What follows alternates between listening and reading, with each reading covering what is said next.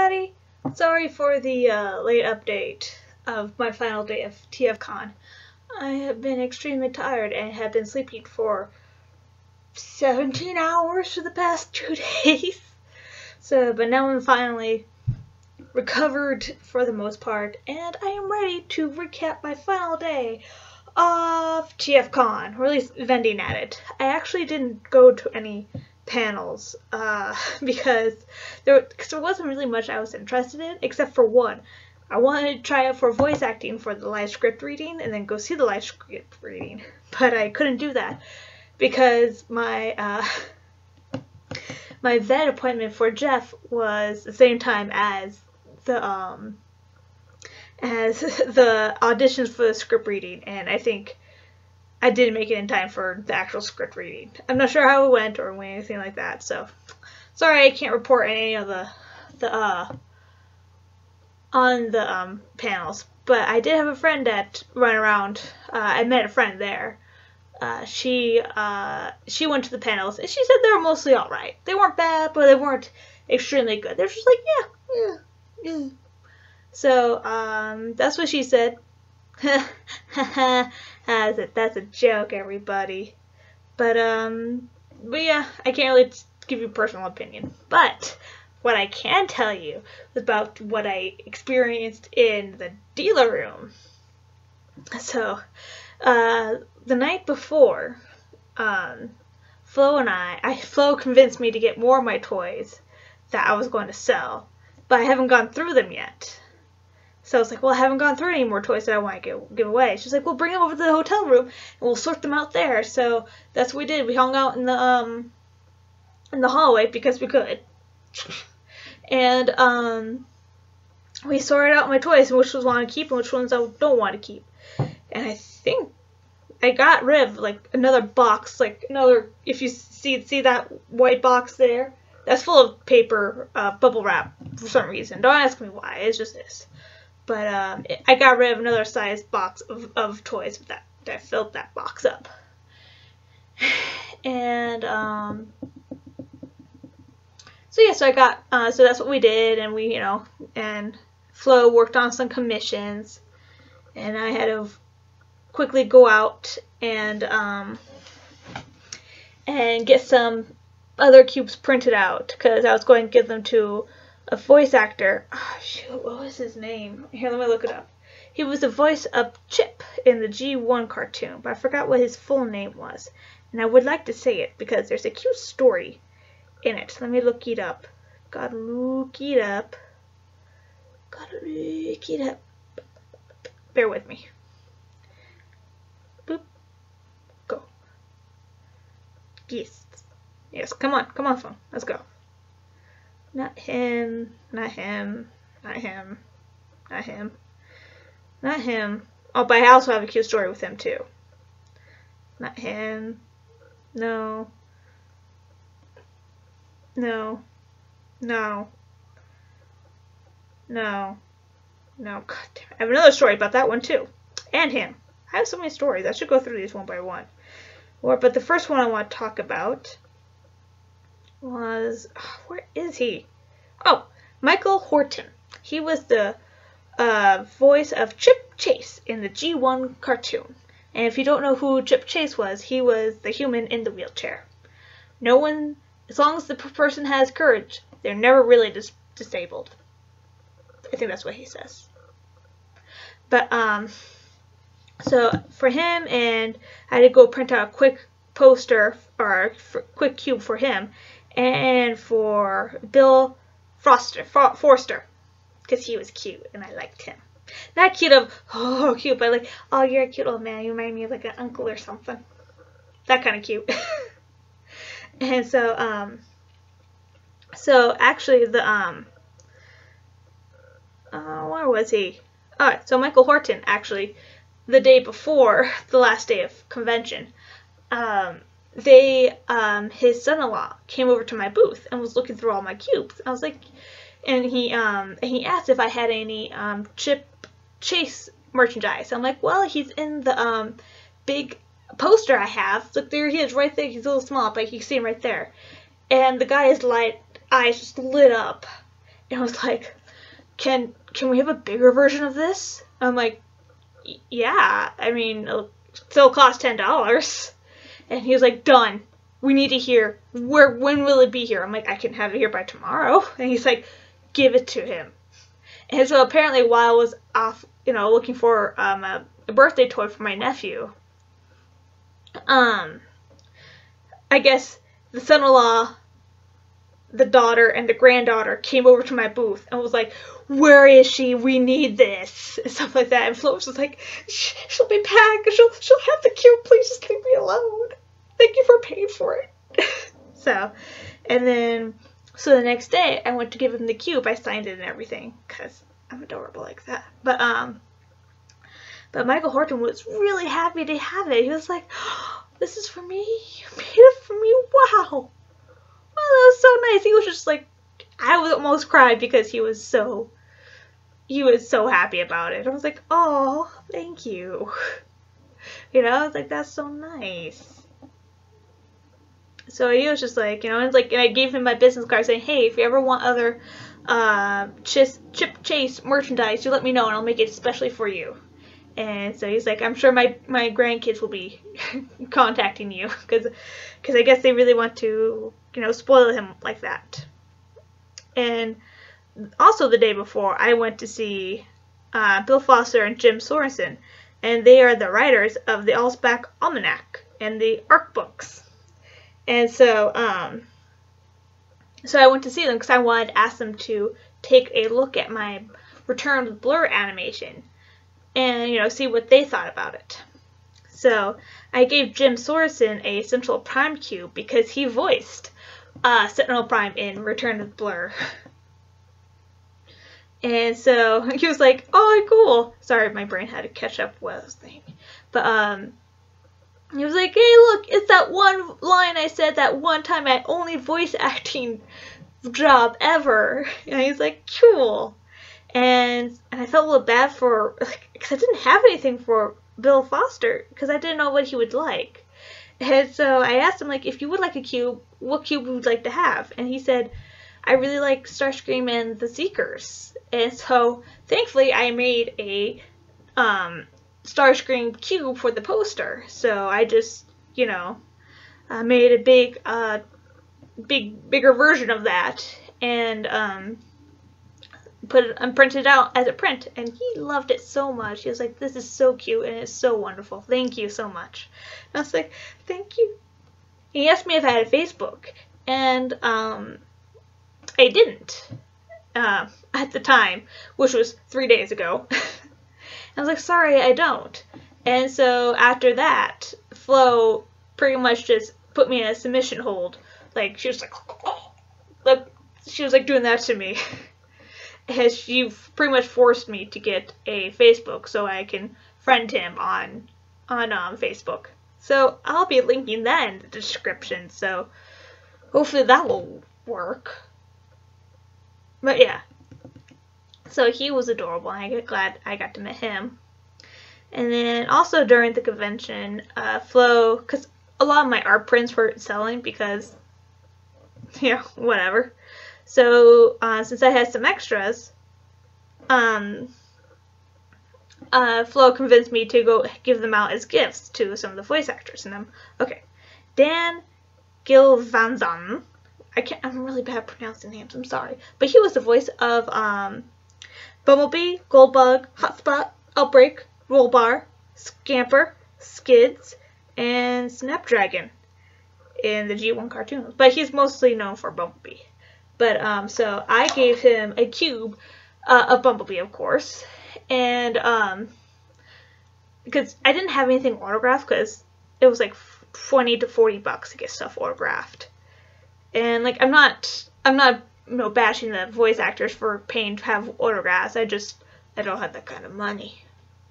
It would be like close to $500. I was going to get everyone's autograph because they had over 21 guests. And then I'm going off on a tangent. I'm sorry. So I just gave him the cube, and the Bumblebee cube said, some of my best friends are humans, and so he saw that. And apparently he has pins that say the same thing on them. some of my best friends are humans. And so he gave it to me. And now I feel like we're spiritually connected. Yeah. And then here, let me go through more of the... Who else? No, I met Doran Norris. He was Knockout in Prime. He was cool. And then David Sabolov. If Lo was here, she would be able to pronounce it. But he was Depth Charge in Beast Wars, and he was Shockwave in Prime. And he was also Blitzwing in the Bumblebee movie. So, but I gave him a cube, and he remembered the cube I gave him last time, and he's such a sweet guy. He has a nice handshake. It's very nice. So, okay, so then Ian James Collette. He is the voice actor of Cheetor in Beast Wars. And do you want to know when they announced that he was coming? The day of TFCon. The morning that it was starting. I already had all my my posters printed out. I didn't have time. And they also did the same thing with another voice actor. I didn't even know he came until like the end of the convention. No, it was another human character. It was like Dave. He was Daniel, the kid of Spike, I think. I don't know. Or maybe it was Spike. I have to look now. I have to look. Come on, phone. Yeah, he played David. Oh no, David Mendenhall was his name. Yeah, Daniel Witwicky. He was the son of Spike Witwicky. And RC just constantly followed him around because the small human couldn't. So I didn't know those two actors were there. And I felt so bummed out because I was on a mission to make a cube for everyone and I couldn't do it. To me that just seems like really bad organization by the convention. I mean, like, you're announcing people the day of? And like, no, that's not cool. You should stop inviting people or making announcements, prior to the event. At least 2 weeks before the event, if not more. You just don't keep springing up things constantly. I'm just stupid. Alright, so I met Jack Angel again. I met him at BotCon before, and I gave him a Magnus Cube, but this time I gave him as a Colonus Cube. And let me tell you, he is such an old grandpa. He is like such an old grandpa Magnus. It's so funny. Because I told, I'm giving out my business cards too, just in case. I can never network enough. But I told him I did t-shirts and stuff like that. And he's like, so he goes to his wife. His wife looks like she's a good 50 years younger. I'm not sure if they're the same age or not, but she looks fantastic. And he just looks like an old raisin. But yeah, so he's like, so he turns to his wife. He's like, what was that one girl's shirt? What did it say again? And his wife said, don't bring it up. Don't say it. It said something nasty. It had a bad word in it. Something very grandma-like. No, we're not talking about that. It had a bad word in it. And so he just continues on with the story. Where, like, I guess, this 16-year-old girl had a shirt on that said, like, that was spelled, like, phonetically. Not phonetically, but, like, PH. Like, it's spelled fuck off, but, like, PH, and, like, it had, like, different words on it. Like, different letters to spell it. And so Jack Angel's like, where was her mother? Where was she? Did she know she was wearing that shirt? I mean, hell, it's just, no, I wouldn't let my daughter leave with that shirt. I'm like, today's youth has no respect. I don't know what to tell you. So that was pretty cute. And nope, did I meet him? Nope, I didn't meet him. Nope. So I think that's all the voice actor stories I have. But I did also meet a very nice set of twins. And you'll know one of them, because one of them is Josh Perez. And if you don't know who Josh Perez is, let me look up what he did. think he's a freelance colorist for comic. I forgot what comic. Oh, okay. Back to IDW publishing colorist Josh Perez.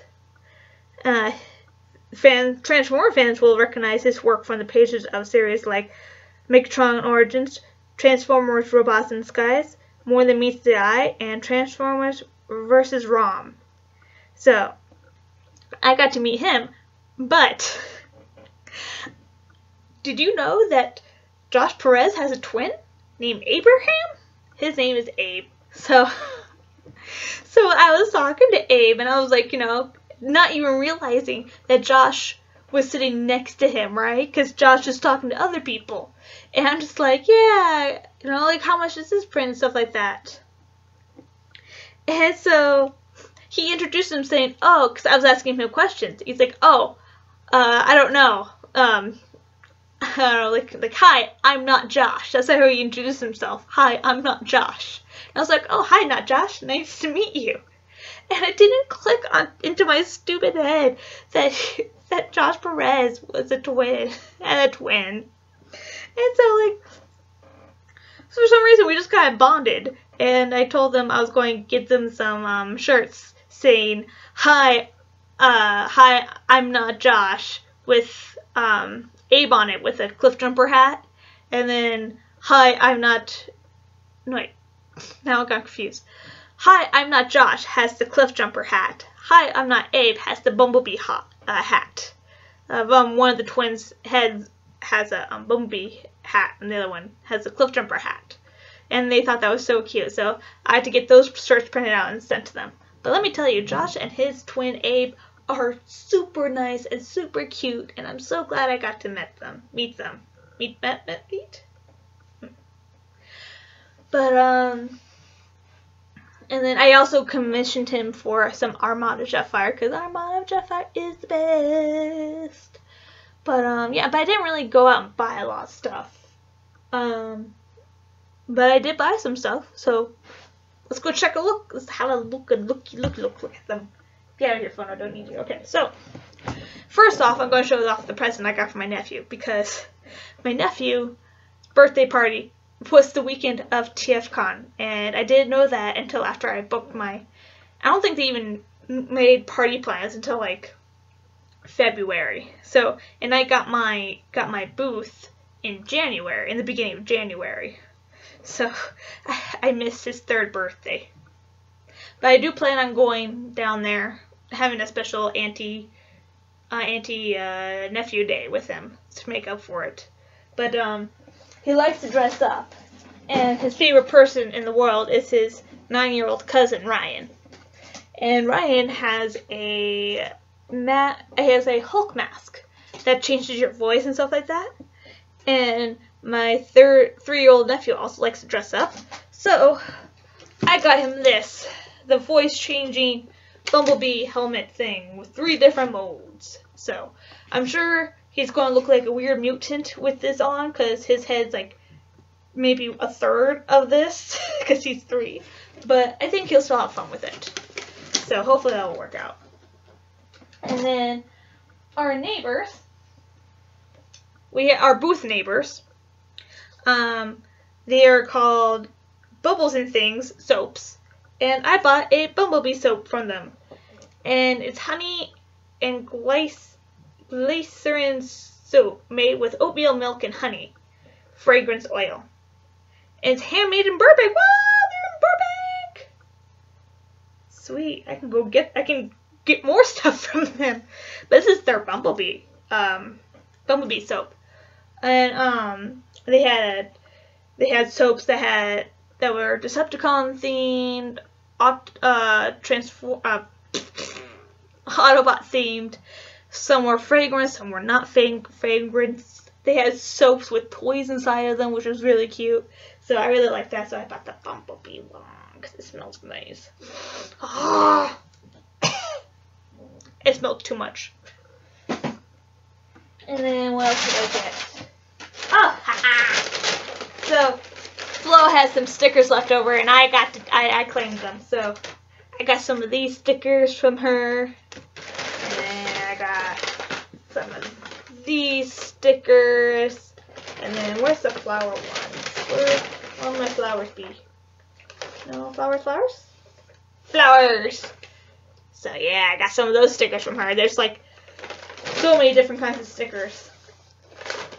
And then I got this from, this is a print I got from, his first name is Jack, but I forgot what his second name is. But he has a very unique signature, so I'm sure someone will recognize it. But I brought this print from him. It's very nice. Ooh. And then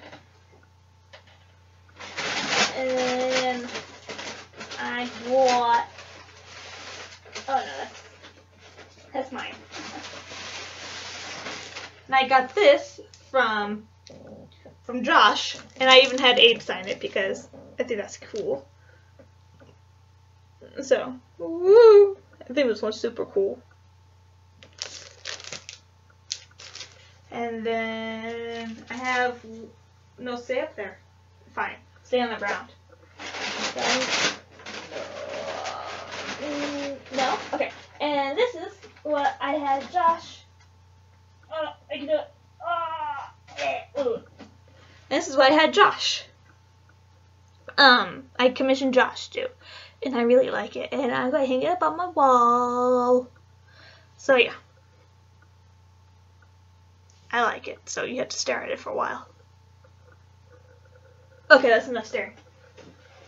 And then there was, I'm not sure if there was the same girl or not, but there was a girl holding up a sign saying, give, minicons should vote, or something like that. Give, all minicons should vote. It's based off of Monster Factory quote where one of the brothers said, give dogs the right to vote, or something like that. And so it was a manifesto in favor of universal minicon suffrage. So, but hashtag minicon suffrage. It's a sign. I'm not exactly sure what a sign is. But look. Isn't that cool? Got little pictures and stuff. Where's the different? I like that one. I like besides, where do we draw the line? And there's a line being drawn. So yeah. So I have to read through this and check out their Zin sign. Zin sign. But yeah, but overall I had a fun time vending. And I'm not sure if it's because I sold a lot of my unwanted toys, but I made almost $1,000. So that was nice. And I learned of other conventions that are coming by. Like there's TFCon that's nearby too, because I don't have the money to go out, like to fly my stuff out to each convention. I can't afford the booth, the hotel room, the plane ticket, food, and everything all by myself to go out. And I don't want to suck in my friends every time to help me out. I looked out this time because Flo came at the last second. I had 2 other friends that were going to come visit me during the convention, but they had family obligations to, they came at the very last second, so Flo came and helped me. It was nice. But yeah, I had a great time, and hopefully, I really hope TFCon is going to be within driving distance next year. Like, if it's like in Arizona, maybe I'll drive up there or something. Or maybe North California.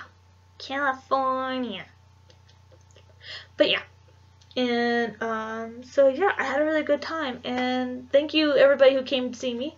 I have one work order to do too. All my RC shirts got sold out, which really I thought it was going to be Grimlock and Starscream going to be sold out.